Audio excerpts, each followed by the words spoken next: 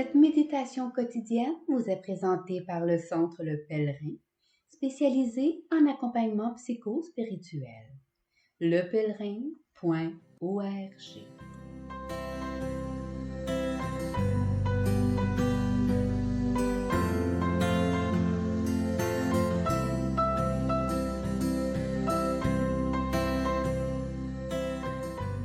Évangile du lundi 28 novembre. En ce temps-là, comme Jésus était entré à Capharnaüm, un centurion s'approcha de lui et le supplia. « Seigneur, mon serviteur est couché à la maison, paralysé, et il souffre terriblement. » Jésus lui dit, « Je vais aller moi-même le guérir. » Le centurion reprit, « Seigneur, je ne suis pas digne que tu entres sous mon toit, mais dis seulement une parole et mon serviteur sera guéri. Moi-même, qui suis soumis à une autorité, j'ai des soldats sous mes ordres. À l'un je dis « va » et il va. À un autre « viens » et il vient. Et à mon esclave « fais ceci » et il le fait. À ces mots, Jésus fut dans l'admiration et dit à ceux qui le suivaient, « Amen, je vous le déclare, chez personne en Israël je n'ai trouvé une telle foi.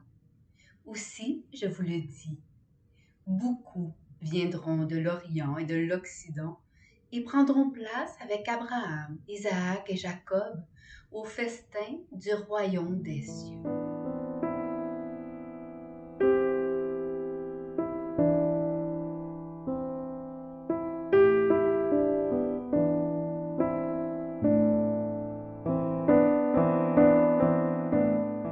Méditation.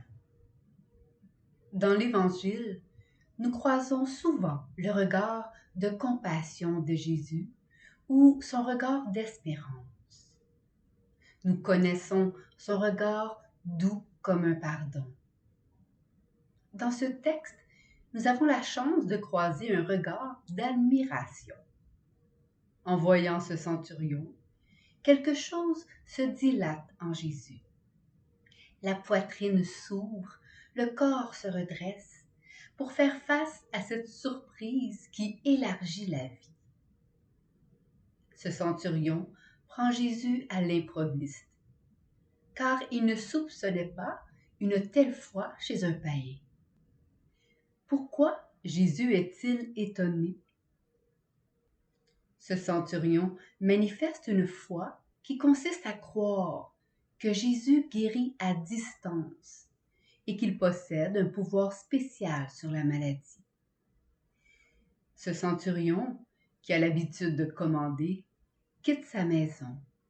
Il s'en vient vers Jésus. Il se met en mouvement vers une autorité supérieure pour soulager son serviteur, comme si, à lui qui est chef, la compassion lui intimait un ordre surgi de l'amour. Ce serviteur n'est pas pour lui un outil jetable, mais une personne qui vit, qui sent, qui souffre. Le visage de ce petit l'amène aux pieds de Jésus. Après la déclaration, « Moi-même qui suis soumis à une autorité, j'ai des soldats sous mes ordres », Jésus s'étonne.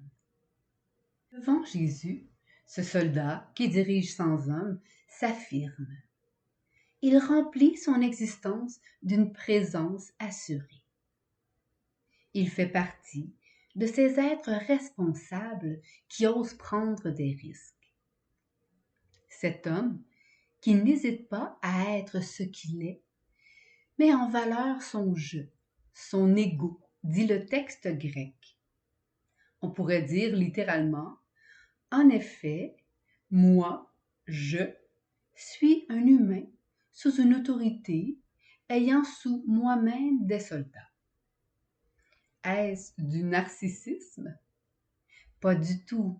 Et de l'égoïsme? Encore moins.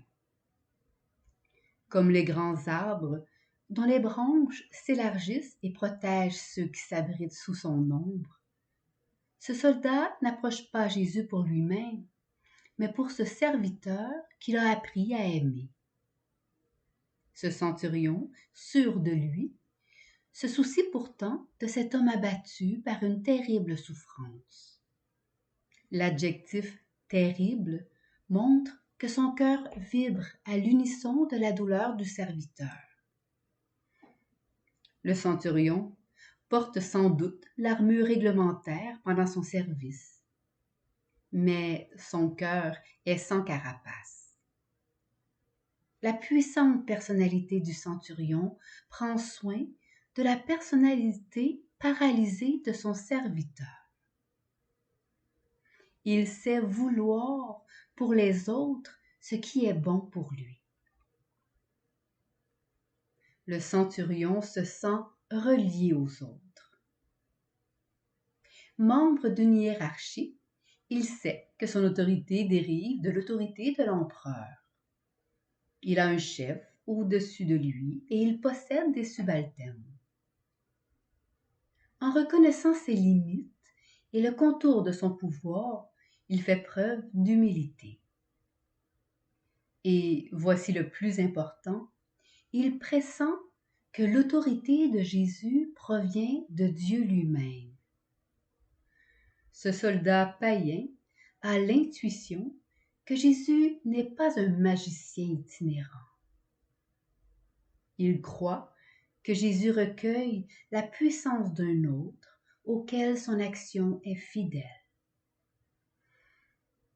N'est-ce pas cela l'étonnement de Jésus? Son admiration vient de ce qui fait sa joie, c'est-à-dire l'émerveillement devant son Père. Le centurion commande à ses soldats, à un je dis va et il va, à un autre viens et il vient. Jésus a lui aussi ce pouvoir. La parole de Jésus va, vient, elle marche et met en état de marche. Il envoie sa parole qui circule dans la création. Ma parole qui sort de ma bouche ne me reviendra pas sans résultat, sans avoir fait ce qui me plaît, sans avoir accompli sa mission. Lors de son procès, Jésus rappelle que son impuissance apparente n'a rien d'une faiblesse, puisqu'il a à sa disposition les armées angéliques.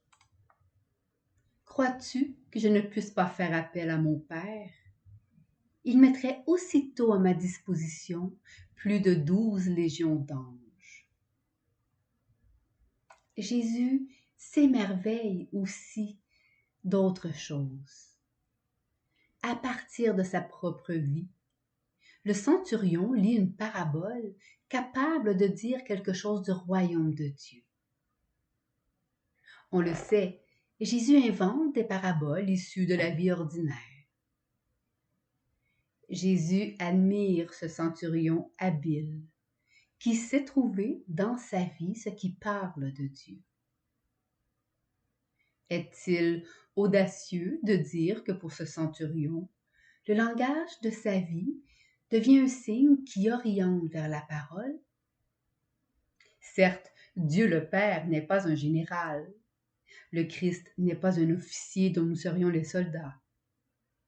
Mais ce centurion a utilisé, avec ingéniosité, son existence concrète, faite d'ordres donnés et reçus, pour comprendre quelque chose de Dieu. Alors, sa vie est devenue une parabole de la vie en Dieu.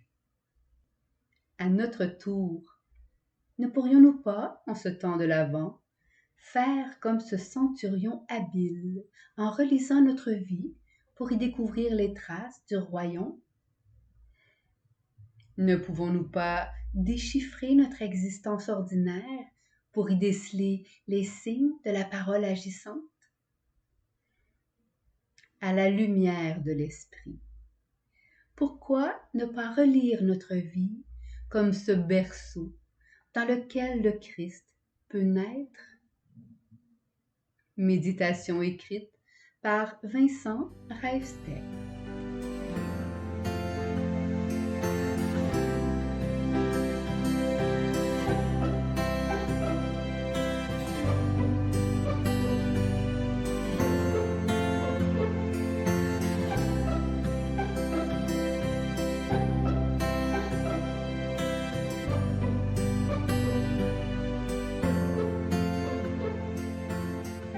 Centre Le Pèlerin est fier d'offrir depuis plus de 20 ans un service d'accompagnement ainsi qu'un certificat universitaire en accompagnement spirituel.